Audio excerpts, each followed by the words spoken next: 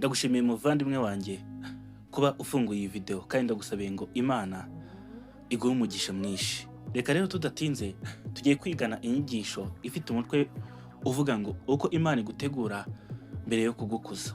Ikintu cya mbere nakubwira, twese Imana iba yifuza kudukoresha. Twese Imana iba ishaka kudukoresha. Imana ntabwo yaturemye ngo tubeho nabi. Imana ntabwo yaturemye ngo tubeho tuzerera muri iyi si ducanganyukirwa. Twese Imana iba ishaka kudukoresha kandi tukagera ku gasongero. Rero hari ibintu tunyuramo rimwe na rimwe tukabona ari ibibazo. Hari ibintu tunyuramo bikaducanga. Hari ibintu tunyuramo tukumva ubuzima nta kintu bumaze. Nyamara ibyo bintu bihishemo ibanga. Ibyo bintu iyo umaze kubicamo, ukabicamo neza, ukereka Imana ko witeguye, nawe Imana iragukuza ikakugira umuntu ikoresha, ikakugira umuntu ukomeye. Niyo mpamvu uzarebe abantu bose bakomeye baba baranyuze mu bibazo, kandi n'abadakomeye baba baranyuze mu bibazo. Itandukaniro rero ni uburyo ubyitwaramo. Hano rero tugiye kurebana ingingo eshatu zerekana uko Imana igutegura mbere yo kugukuza. Hanyuma tunarebere hamwe ni iki wakora kugira ngo iryo gerageza Imana ibanza kukunyuzamo ubashe kuritsinda. Ingingo ya mbere turi burebe, mbere na mbere hari ikintu Imana iba yaraguhaye. Hari ikintu Imana yagushyizemo gitandukanye n'iby'abandi. Hari impano ufite, hari ikintu ushoboye kurusha abandi. Ingingo ya mbere rero tugiye kureba ni uburyo nta muntu wakwambura icyo Imana yaguhaye. Ndabisobanura neza, ariko hari icyo ubusabwa kugira ngo hatagira ikintu cyangwa umuntu kwambura icyo Imana yaguhaye. Hari ikintu ubusabwa. Iyo niyo ngingo ya mbere turebaho. Ingingo ya kabiri ni ugutegereza icyo Imana igutegeka. Buriya hari igihe ugera mu kibazo ugapfundapfunda imitwe ushaka ibisubizo. Video mperuka gushyira kuri TikTok ivuga uko twiteza ibibazo bikomeye tugerageza gukemura ibyo tubona. Hari igihe ugerageza gupfundapfunda imitwe ugerageza gukemura ikibazo ukiteza igikomeye kurushaho. Ingingo ya kabiri rero tugiye kureba ni ugutegereza icyo Imana igutegeka. Ingingo ya gatatu rero tugiye gusorezaho ni uko utitega umudamararo. Abantu benshi iyo bari gusenga Imana bayisaba ibisubizo, baba bazi ko Imana nibasubiza bazaba bageze mu mudamararo. Mubwije ukuri tutaranatangira inyigisho, nta mudamararo Imana idusezeranya muri iyi si. Niyo mpamvu iyo Imana iguhaye umugisha ugahita udamarara, birangira uwo mugisha ukuviriyemo ibibazo birenze umugisha yari yaguhaye. Hanyuma izo ni ingingo eshatu tugiye kurebera hamwe. Ku musozo w'iyi video ndaza kuguha ijambo ryo gusigarana, ndaza kuguha ijambo rishobora kugufasha mu bibazo urimo, rikubiyemo iyi nyigisho yose. Tugumane. Niba ubonye inyigisho uri kuri TikTok cyangwa kuri Instagram, ndagusabye ujye kuri YouTube wandikemo Mizero Rami, cyangwa se wandikemo uko Imana igutegura mbere yo kugukuza. Hanyuma uze urebe inyigisho yose. Abo turi kumwe kuri YouTube, kora subscribe dutangirane iyi nyigisho. Kandi gukora subscribe hano kuri YouTube yanjye, kuri YouTube yacu tugiye kujya twunguranaho izi nyigisho. Ukanda aho ngaho kuri subscribe nkuko ndi kubikwereka, ukanda kuri subscribe, warangiza ugakanda kuri ako kazogera, warangiza ugakanda aho handitse ngo all. Aho ngaho iyo hakanze nibwo ubona ibyo dushyizeho byose. Tudatinze reka duhere kuri iyi ngingo ya mbere. Nta wakwambura icyo Imana yaguhaye, ariko hari icyo usabwa. Reka twifashishe umugabo Dawidi. Turebe mu gitabo cya Samweli cya mbere mu gice cya 22. Mu gitabo cya Samweli cya mbere mu gice cya 22.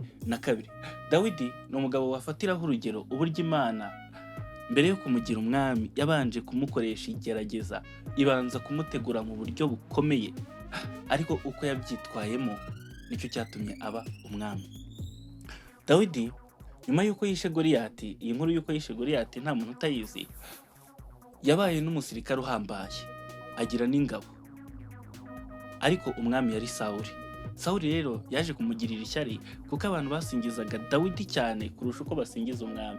Bavugaga ko Dawidi ari we wintwaye cyane, ariko Sawuli akamwanga, akanamwangira ko yabonaga Dawidi azaba umwami. Dawidi rero Sawuli yashatse kumwica inshuro nyinshi, Dawidi ahunga Sawuli. Hano rero aho tugeze muri iki gice cya 22 mu gitabo cya mbere cya Samweli ku murongo wa mbere dusome n'uwa kabiri. Ahangaha niho tugiye kurebera ukuntu nta muntu wakwambura icyo Imana yaguhaye. Ndabaha n'urugero rwo mu buzima busanzwe. Haravuga ngo dusome mu izina rya Yesu Kristo. Haravuga ngo nuko Dawidi ava yarahunga arasukira mu buvumo bwa Duramu. Bukeye bakuru be na bene wabo babyumvise baramanuka bamusangayo. Kandi abari mu makuba bose n'abarimo imyenda bose n'abinubaga bose bateranira ahari aba umutware wabo. Nuko abari kumwe nawe bari abantu nka 400. Dawidi aho yari yarahungiye, bakuru be na bene se barabyumvise bamusangayo. Kandi n'abari mu makuba n'abarimo imyenda n'abinubiraga ibiriho bose bamusangayo aba umutware wabo. Bose hamwe bari abantu nka 400. Icyo nshaka kukubwira ni iki: niba Imana yarakuremeye kuba umutware, nubwo umuntu yakujyana mu buvumo, nubwo wahunga ukajya he, uzaba umutware. Fata urugero, uzarebe umuntu ufite impano yo kuyobora. Umuntu ufite impano yo kuyobora biratangaje niyo abantu bari mu byago ahita aba umuyobozi wabo. Nko ku ishuri, nk'abantu bakandagiye ku ishuri, niyo abantu bari mu gihano babahurije hamwe, umuntu ufite impano yo kuyobora ahita atangira kuyobora iryo tsinda. Nta muntu n'umwe wakwambura ikintu Imana yaguhaye. Hari umuhungu muto w'inshuti yanjye dukunda kuba turi kumwe, ni umuraperi, ararapa, yiyita rero Kwaje Boy nk'izina ry'uburaperi. Reka mbabwire aka gakuru karabasha kubikumvisha neza.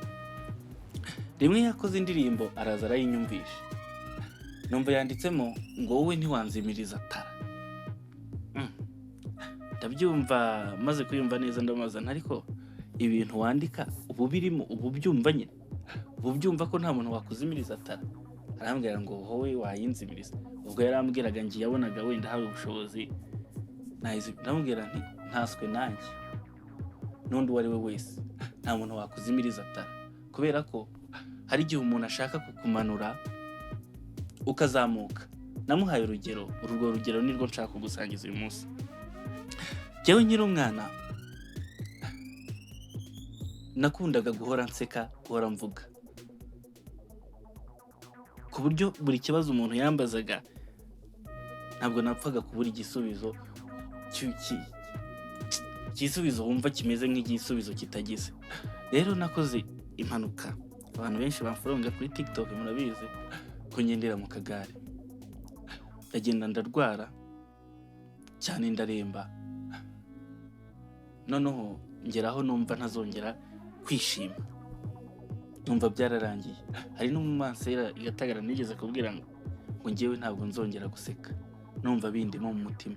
Ariko ubu ngubu nasubiye uko narindi kera. Ndi umuntu useka, ndi umuntu wishimye, ndi umuntu unezerewe, ndi umuntu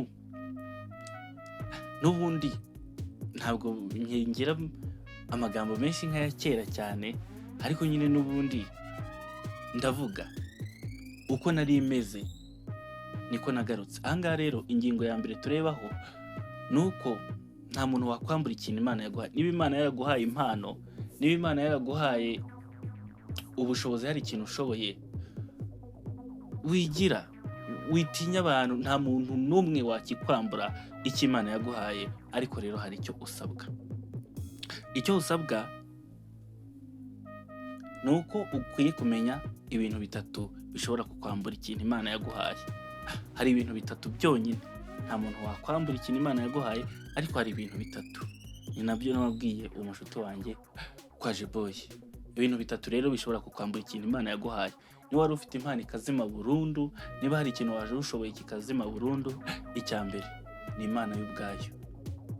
Imana iguhaye impano ukabona uri kuyikoresha nabi, ikabona aho kuyikoresha umurimo wayo urimo urayikoresha ibidafite umumaro, y'ubwayo ishobora kukwambura iyo mpano. Icya kabiri cyo gikomeye cyane ni Satani. Satani yakwambura impano yawe ariko mu gihe wabimwemereye. Namuhaye urugero kuko yarambwiye, yajyaga akunda kundeba akambwira ngo iyo ntaza gukora impanuka nari kuba ndi umuntu ukomeye wenda bitewe n'uko yambonaga, ariko ndamubwira nti ibyo uvuga ntabwo bizi. Satani ategera abantu mu mpano zabo ku buryo utakwitega ngo uyu muntu azakomera cyangwa gute. Umva ukuntu Satani yambura abantu ibintu Imana yabahaye. Umuntu mfate kuko ari umuhanzi, ndamuhaye urugero rw'umuhanzi. Umuntu aba nk'umuhanzi akagenda agakomera akamamara, akaba yajya nko mu gitaramo akinjizamo miliyoni mu ijoro rimwe. Yasohoka mu gitaramo kubera ko Satani yamuteje nk'umwuka w'ubusambanyi cyangwa iki, akaba ari nk'umuntu yateye inda n'urugero. Akamubwira ati rero kugira ngo ntagushyira hanze urampa ibihumbi 500. Kuri ya miliyoni yinjije 500 bikaba biragiye. Hanyuma rero kubera ibyo bibazo n'uwo mujagararo akajya mu kabari akanywera 200 kubera gushaka kwemeza abantu, kubera gushaka kugira.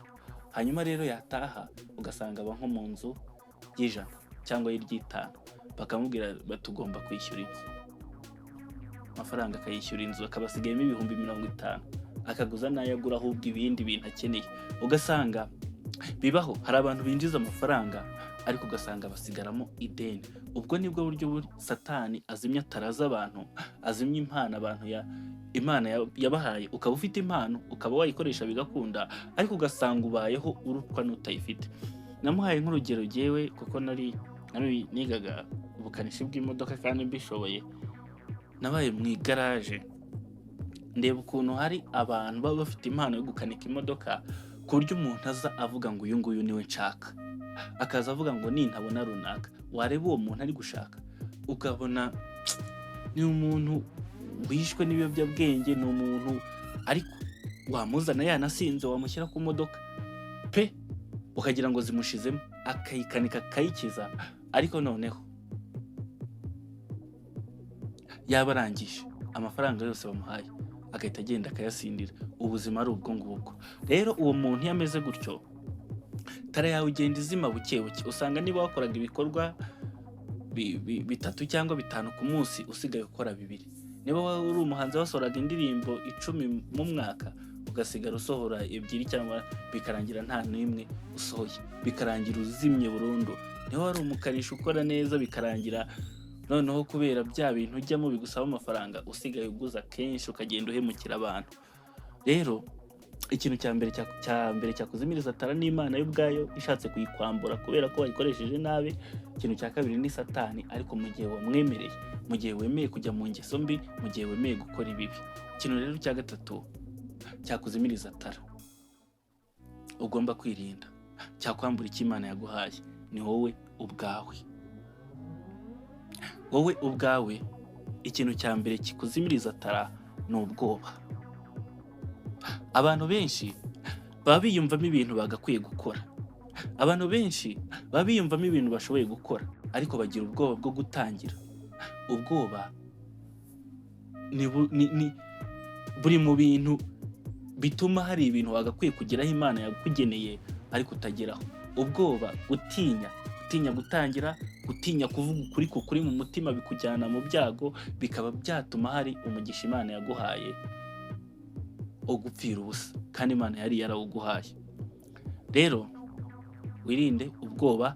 Kandi ikindi, hari n'abantu banga gukoresha tara Imana, gukoresha ubushobozi Imana yabahaye, akabyiyumvamo ariko akanga kubikora, akumva bimurimo ariko akanga kubikora.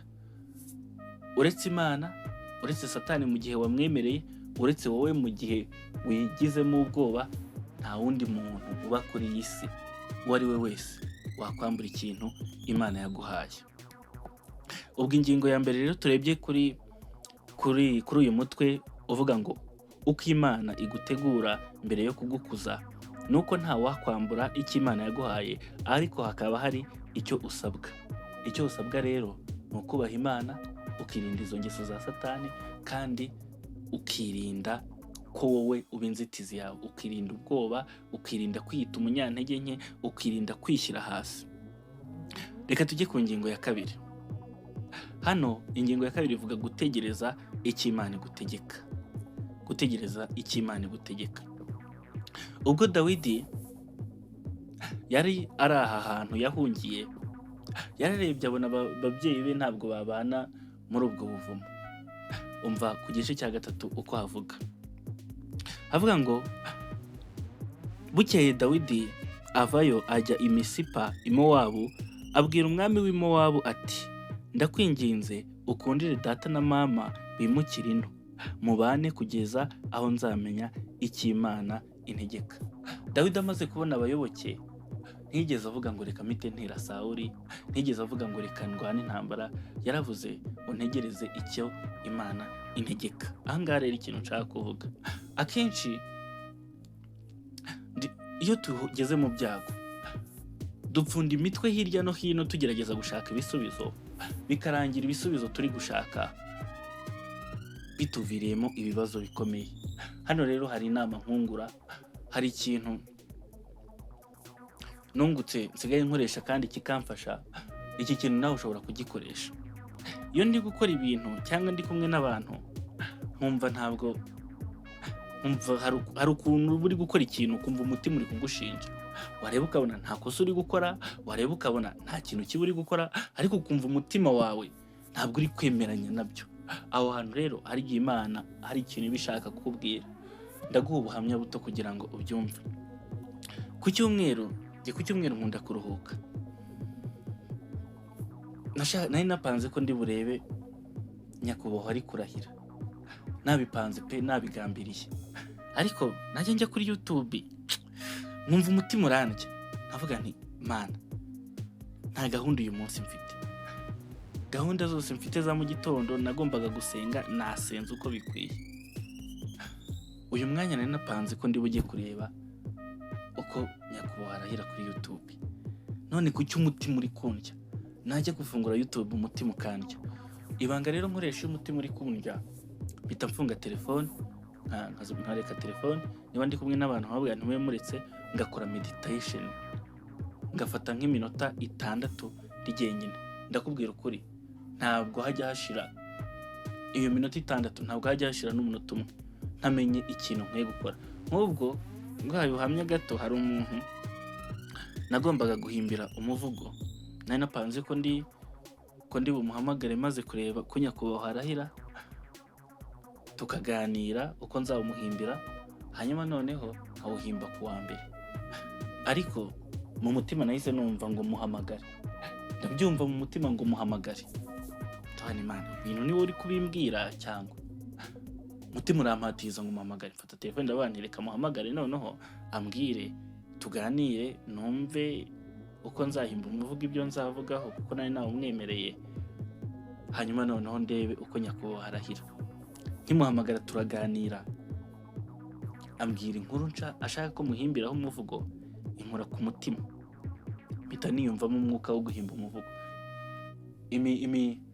Iriya mirongo y'imivugo bayita imikarago ya mbere hitiza, hitinza mu mutwe, numva mu mutwe ndi gutekereza umuvugo. Ndavuga nti noneho ngiye kuri YouTube, ariko numva umwuka umbwira ngo andika. Ndavuga nti andika, mpita ntangira kwandika, nandika umuvugo. Ndakubwiza ukuri, uretse ko uwo muvugo utazajya hanze, uwo muvugo umuntu nawuhaye ngo awusome uwo ari we wese, yarambwiye ngo uyu muvugo ntabwo usanzwe. Nanjye ariko maze kubyandika narabisomye, mbona ibyo bintu ntabwo ari njye wabyanditse. Hano rero Dawidi yanze kwigerezaho ngo avuge ngo reka ngire mpite nkora iki, ategereza icyo Imana imutegeka. Iki ikosa tujya dukora, ntabwo tujya dutegereza icyo Imana idutegeka. Muvandimwe, niba ushaka ko Imana uba uwo Imana ikoresha, niba ushaka kuba intumwa y'Imana kandi koko ukaba wemera Imana, niba ushaka kugera ku gasongero k'umuhamagaro wawe, banza utege amatwi Imana. Niba uri gukora ikintu ukumva umutima uragushinja, subira inyuma gato, ufata akanya uri wenyine usenga, uvuga ati Imana, ko numva nta kosa ndi gukora, kuki umutima uri kunshinja? Imana ihita ikwibutsa ikintu wibagiwe, Imana ihita ikwereka ikintu wagakwiye gukora. Kandi noneho nugera ahantu washobewe, ubona nta nzira, ntugahimbahimbe ibisubizo. Genda wicare wenyine, cyangwa ujya ahantu uri wenyine usenge, ubaze Imana uti nkora iki? Imana irasubiza. Iyi ngingo ya kabiri ni ukumva ijwi ry'Imana, gutegereza icyo Imana igutegeka. Ntujye guhubuka wifatira imyanzuro yawe, kuko hari akantu nigeze kuvuga ngo niba hari ibyo ureba uyu munsi wakoze kera ukabona wakoze ikosa, bivuze ko n'uyu munsi hari amakosa uri gukora. Byaba byiza rero ubanje ukabaza Imana, ukabanza ugatega ugutwi. Hari igihe Imana itagusubiza, iyo itagusubije nyine urakomeza ukaguma ukayibaza, ariko ukagerageza. Reka turebe ingingo ya gatatu, ari nayo tugiye gusorezaho. Nkwibutsa, ku musozo ndakubwira ijambo uri busigarane, ijambo ryagufasha. Tugumane. Abantu batakoze subscribe kugeza ubu, kora subscribe, kandi gukora subscribe kuri iyi channel yacu ntabwo ari ibisanzwe. Kanda aho ngaho kuri subscribe nk'uko uri kubibona ndi kubikwereka, ubundi ukanda aho ngaho kuri ako kazogera, urebe utwo tugambo dutatu tuje, ukanda kuri all. Aho ngaho ibyo ngibyo bikoze, niba ubikoze Imana iguha umugisha, cyangwa uri kubigerageza. Ibyo ngibyo ubikoze, kandi niba utabibonye neza usubize video inyuma. Ibyo ngibyo iyo ubikoze, buri nyigisho dushyizeho urayibona. Yego, ubwo ngubwo reka dukomeze tujye ku ngingo ya gatatu. Ingingo ya gatatu rero ni ingingo ikomeye cyane. Iyi ngingo ya gatatu abantu benshi tuyijijwaho. Ingingo ya gatatu iravuga ni ukutitega umudamararo. Kutitega umudamararo ni gute? Reka turebe nanone muri iki gice cya 22 mu gitabo cya mbere cya Samweli, turebe uyu murongo wa 5 ngo bukeye umuhanuzi Gadi abwira Dawidi ati, wiguma mu buvumo, buvemo ujye mu gihugu cya Yuda. Nuko Dawidi avayo arasukira mu ishyamba rya Hereti. Kurasuka ni nko gutungukira. Hano rero ikintu kirimo, umuhanuzi yaraje abwira Dawidi ngo va mu buvumo ujye mu gihugu cya Yuda. Twebwe tujya tujijwa, umuhanuzi yakubwira ngo Imana igiye kuguha umugisha, ukumva umugisha ni umudamararo. Ariko ngo nuko Dawidi avayo arasukira mu ishyamba rya Hereti, yavuye mu buvumo ajya mu ishyamba. Imana ntabwo ijya iduha ibintu byuzuye, ntabwo ijya iduha umunezero wuzuye pe, kandi iranabidusezeranya tukiri hano ku isi. Mu gitabo cyo Kuva ivuga ko yagumaga kugerageza Abisirayeli kugira ngo irebe, imenye neza ibiri mu mitima yabo. Imana niyo yaguha umugisha, haguma hari ikibura. Ntabwo ijya iguha ibintu byuzuye, kuko ibibizi ko wahita ugenda ntugaruke. Hano rero ndaguha nk'urugero. Ushobora gusenga Imana usaba akazi, ukayititiriza, Imana ikakubwira ngo nguhaye akazi, ukagira ngo ugiye mu mudamararo. Iyo ugeze mu kazi, n'ubundi haba hari ibindi bibazo uzahuramo nabyo bizatuma ujya imbere y'Imana. Ushobora guhuriramo n'amashyari, ushobora guhuriramo n'inzangano, ushobora guhuriramo no kubeshyerwa. Imana ntabwo ijya iduha umudamararo. Ibi ngibi rero icyo twabikoresha, ntukitege umudamararo. Niba ushaka kuba uwo Imana yishimira gukoresha, ntugashamaduke ngo nubona ikintu ngo wumve uradamaraye, ngo wumve ni amahoro y'iteka. Ahubwo mu gihe cy'umunezero, iki kintu cyumve neza, nushake iri jambo ryandika hano. Mu gihe cy'umunezero jya witegura umubabaro. Muvandimwe, mu gihe cy'umunezero, mu gihe ubona Imana iguhaye umugisha, mu gihe ubona usenze ugasubizwa, jya witegura ibihe by'umubabaro. Hari ingero nyinshi zerekana ibi bintu. Urugero rwa mbere ni urunguru rwa Dawidi. Umuhanuzi yaramubwiye ngo va mu buvumo ujye mu gihugu cya Yuda. Wasanga hari nk'uwumvaga wenda, cyangwa nawe ubwe yarumvaga agiye mu gihugu cya Yuda, agahita ajya ahantu heza mu mudugudu mwiza, ariko ngo ava mu buvumo arasukira mu ishyamba. Yavuye mu buvumo ajya mu ishyamba n'ubundi. Urundi rugero naguha, mu mateka y'igihugu cyacu, ingabo inkotanyi ubwo zari ziri ku rugamba zararwanye, hageraho igihe bemera ko bajya mu mishyikirano y'amahoro. Kujya mu mishyikirano y'amahoro byavugaga ko intambara kurwana biba bihagaze. Wari uyoboye urugamba rw'inkotanyi muri icyo gihe hariho agahenge. Baragiye bakora imyitozo myinshi, bavugurura amabatayo, bategura igisirikare. Hanyuma igihe cyo kurwana kigeze, bararwana baratsinda kuko bari biteguye. Nawe rero mu gihe ubona uri mu mahoro, jya witegurira umubabaro, jya witegura intambara, umenye uko uzitwara. Ntukumve ko ugiye kudamarara ngo wumve ngo ugiye kunezerwa, ahubwo Imana niguhindurira ubuzima, ikaguha umugisha, ikaguha ikintu wasabaga cyangwa ikintu utayisabye, jya upfukama usenge uyibaze ngo ibi umpaye byo mbikoresha iki? Kuko iyo Imana iguhaye ikintu, iyo Imana iguhuje n'umuntu, iyo Imana ikujyanye ahantu, haba hari ikintu ishaka ko uhakorera, kuko turi abakozi b'Imana. Rero izo ni ingingo eshatu tuziciyemo muri make. Twavuze ko ingingo ya mbere, nta muntu wakwambura icyo Imana yaguhaye, ariko hari icyo usabwa. Ibyo usabwa twabivuze. Twavuze ingingo ya kabiri yo gutegereza icyo Imana igutegeka, igihe uri mu bibazo cyangwa igihe uri mu munezero, mbere yo kugira ikintu ukora ukabaza Imana. Ingingo ya gatatu ni ukutitega umudamararo. Ijambo rero nifuza ko dusigarana, iri jambo nushaka uryandika ahantu. Ubundi ibyago byose duhura nabyo, Imana ibitugerageza. Imana ihora itugerageza no mu tuntu duto, kugira ngo isuzume ukwihangana kwacu no gukomera kwacu, kugira ngo iduhe umugisha. Abantu benshi batsindwa igerageza, ariko Imana icyiza ni uko iba ishaka ko dutsinda, iradufasha. Nguhaye nk'urugero, nyuma y'ibyago byabaye mu Rwanda, nyuma ya Jenoside yakorewe Abatutsi muri Mata 1994, abantu bari baratakaje byose bari bafite, barakennye, amahoro agarutse. Abo bantu bari abakire mbere, n'ubundi barongeye babakire.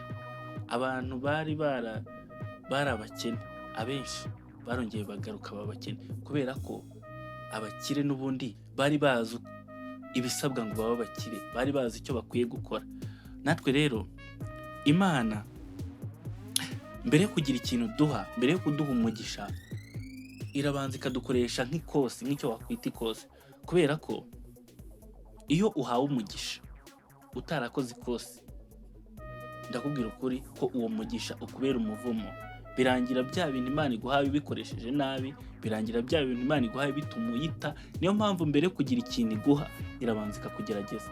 Muvandimwe wanjye, n'ubu uri mu bigeragezo byinshi, uri mu bibazo byinshi, jya umenya ko hari igihe Imana iba ishaka kuguha umugisha, ahubwo ikabanza gusuzuma ukwihangana kwawe. Rero umugisha Imana iha umuntu uturuka ku kwihangana agira. Iyo Imana ibona wakwihanganira byinshi, iguha byinshi, iguha byinshi byiza bitari bibi. Niba ibona uzagera mu bintu ukabyaya ugasesagura, ntabyo iguha. Ijambo rero ryo gusigarana riravuga ngo nidukomera mu by'Imana itugeragezamo, izaduha ibirengeje agaciro ibyo tuyitegaho. Nidukomera mu by'Imana itugeragezamo, tugakomera mu bibazo, tugakomera mu bigeragezo byose, Imana izaduhemba kuduha ibirengeje agaciro ibyo tuyitegaho. Ibyo tuyisaba dusenga, ibyo twumva izaduha, izabikuba kenshi. Murakoze rero ko mwumvise inyigisho, ndabasabiye ngo Imana ibahe umugisha. Mu izina rya Yesu Kristo ndasenze ngo umuntu wese wumvise inyigisho akayigeza aha ngaha, umuhe umugisha, kandi ikibazo cyose yaba arimo ubane nawe Yesu Kristo, kuko wadusezeranyije ko uzabana natwe muri byose, mu byiza no mu bibi. Amen.